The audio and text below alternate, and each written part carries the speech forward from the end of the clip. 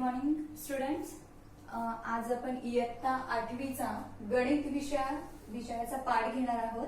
तर त्यातील आपला घटक आहे त्रिकोणाची एकरूपता आणि उपघटक आहे कोकोबा कसोटी. तर मागील इयत्तेमध्ये 7वी मध्ये असताना आपण गणितामध्ये काय बघितलंय, त्रिकोण हा घटक अभ्यासला आहे.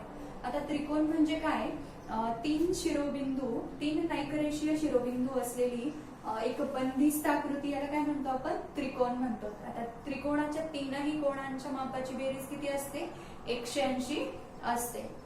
आता त्रिकोणाच्या ज्या दोन बाजू असतात त्यांच्या मापाची बेरीज ही तिसऱ्या लगतच्या बाजूपेक्षा काय असते, नेहमी जास्त असते. आता त्रिकोणामध्ये शिरोबिंदू, बाजू किंवा कोण हे काय आहे, त्याचे घटक आहेत. तर त्रिकोणाच्या हा जो काही त्रिकोण आहे, जो आपण अभ्यासत आहोत, तर या त्रिकोणाच्या बाजूवरून म्हणजे ह्या ज्या काही बाजू आहेत आणि कोण, या कोणांवरून काय पडतात, प्रकार पडतात. आता बाजूवरून त्रिकोणाचे 3 प्रकार पडतात. तर पहिला प्रकार आहे समभुज, दुसरा आहे समद्विभुज आणि तिसरा आहे विषमभुज. हे बाजूवरून त्रिकोणाचे काय होतात, 3 प्रकार पडतात. तर कोणावरून कुठले प्रकार पडतात, लघुकोन, काटकोन आणि विशाल कोन, असे 3 प्रकार पडतात. तर आज आपण यामध्ये काय करणार आहोत, कोकोबा कसोटी अभ्यासणार आहोत.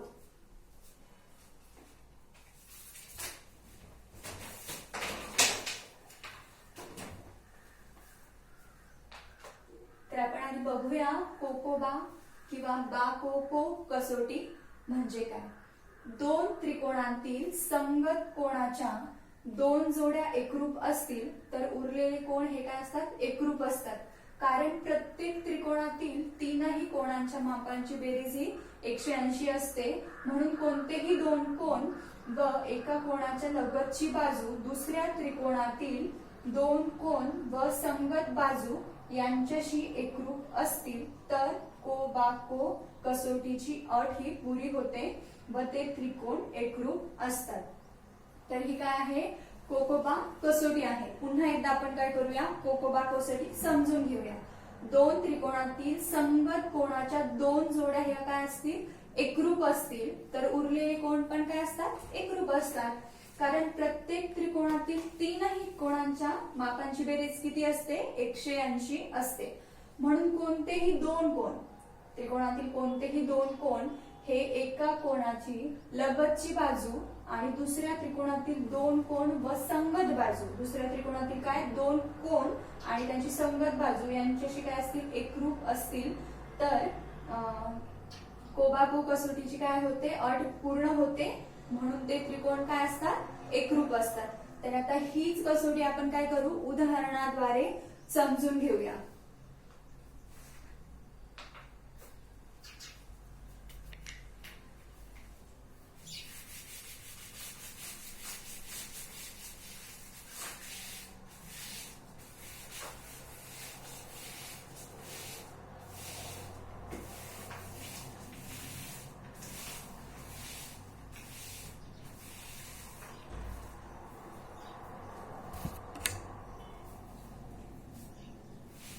तर आपण इथे एक उदाहरण घेऊया. त्रिकोण ए बी सी व त्रिकोण पी क्यू आर.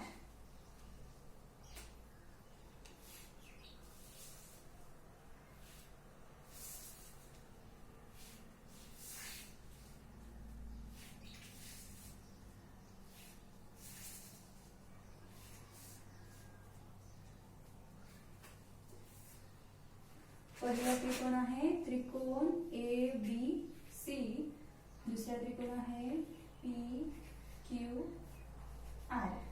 तर आता आपल्या समोर काय आहे, 2 त्रिकोण आपण काढलेले आहेत. तर पहिला त्रिकोण आहे त्रिकोण एबीसी आणि दुसरा त्रिकोण आहे त्रिकोण पी क्यू आर.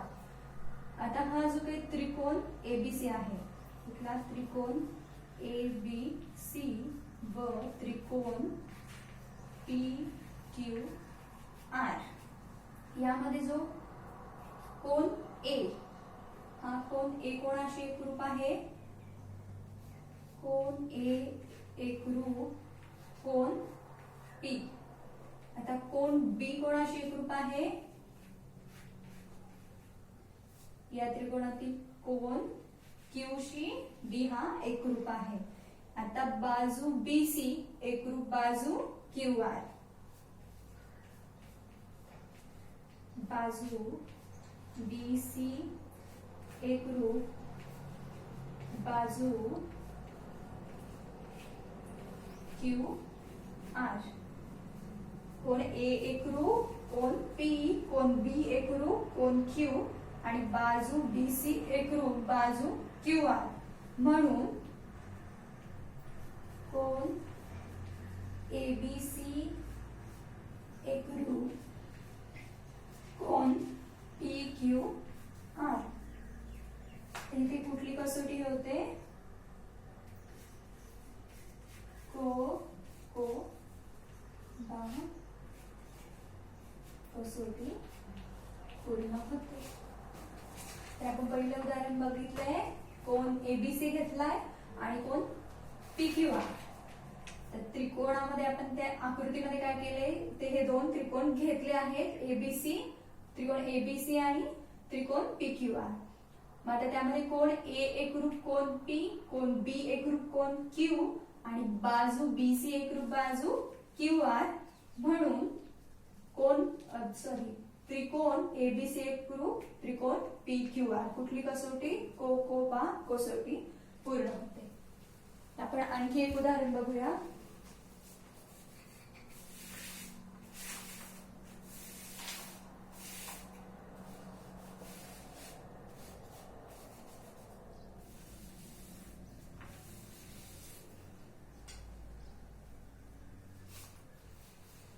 त्रिकोण पी क्यू आर व त्रिकोण एक्स बाय झेड.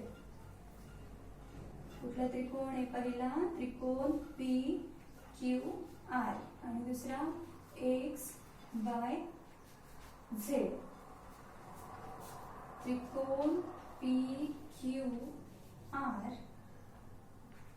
व त्रिकोण एक्स वाय झेड. आता पहिल्यांदा काय घेतोय आपण? कोण पी हा कोणाशी एकरूप आहे? कोण एक्स सोबत एकरूप आहे. नंतर कोण क्यू हा कोणाशी एकरूप आहे? वाय सोबत एकरूप आहे. बाजू क्यू आर ही कोणाशी एकरूप आहे? बाय झेड सोबत. बाजू क्यू आर एकरूप बाजू वाय झेड. म्हणून त्रिकोण पी क्यू आर एकरूप त्रिकोण एक्स वाय झेड. आणि कुठली कसोटी? को बा कसोटी. तर आपण दुसरे उदाहरण कुठलं घेतले? त्रिकोण पी क्यू आर आणि त्रिकोण एक्स वाय झेड. आता कोण पी हा कोणाशी एकरूप आहे? कोण एक्स सोबत एकरूप आहे. कोण क्यू हा कोणाशी एकरूप आहे? वाय सोबत एकरूप आहे. आणि बाजू क्यू आर ही कोणाशी एकरूप आहे? वाय झेड सोबत काय आहे? एकरूप आहे. त्रिकोण म्हणून त्रिकोण पी क्यू आर हा कोणाशी एकरूप आहे?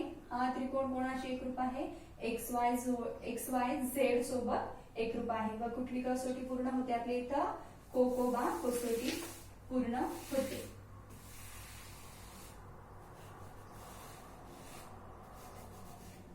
आपण आणखी यामध्ये एक उदाहरण घेऊया.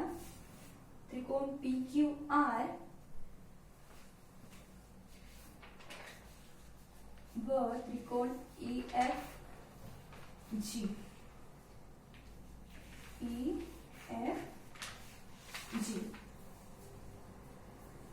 आता याच्यामध्ये त्रिकोण पी क्यू आर व त्रिकोण ई एफ जी यामध्ये कोण पी एकरूप कोण ई. त्यानंतर कोण क्यू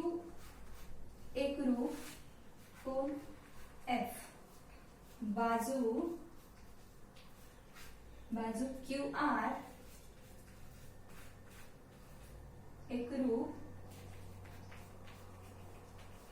बाजू एफ जी म्हणून काय त्रिकोण पी क्यू आर एकरूप त्रिकोण ई एफ जी कोकोबा कसोटी. तर आपण किती 3 उदाहरण घेतले. यामध्ये समजले तुम्हाला की कोण पी हा कोणाशी एकरूप असतो, कोण ई सोबत एकरूप आहे. तर कोण क्यू हा कोणाशी एकरूप आहे, कोण एफ सोबत एकरूप आहे. आणि बाजू क्यू आर ही बाजू एफ जी सोबत काय आहे, एकरूप आहे. म्हणूनच त्रिकोण पी क्यू आर हा कोणाशी एकरूप आहे, त्रिकोण ई एफ जी सोबत एकरूप आहे.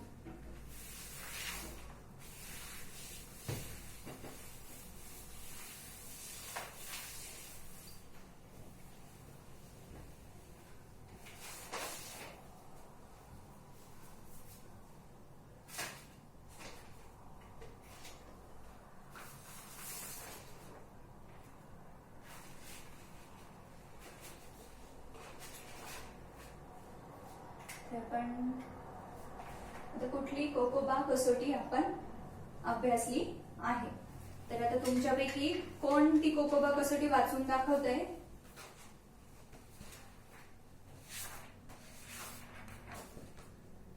कोकोबा कसोटी. दोन त्रिकोणातील संगत कोणाच्या दोन जोड्या एकरूप असतील तर उरलेले कोण एकरूप असतात. कारण प्रत्येक त्रिकोणातील तीनही कोणांच्या मापाची बेरीज 180 असेल. म्हणून कोणतेही दोन कोण व एका कोणाची लगतची बाजू दुसऱ्या त्रिकोणातील दोन कोण व संगत बाजू याच्याशी एकरूप असतील तर कोकोबा कसोटीचा अट पूर्ण होते व ते त्रिकोण एकरूप असतात.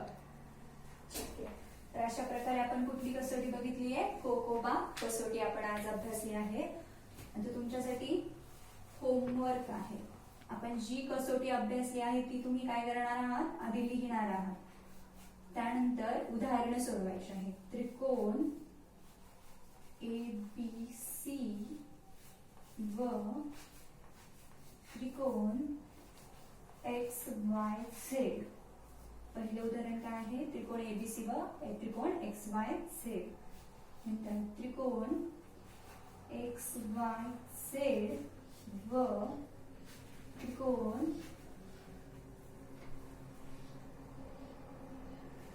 PFG. तिसरे उदाहरण घ्यायचे, त्रिकोण PQR व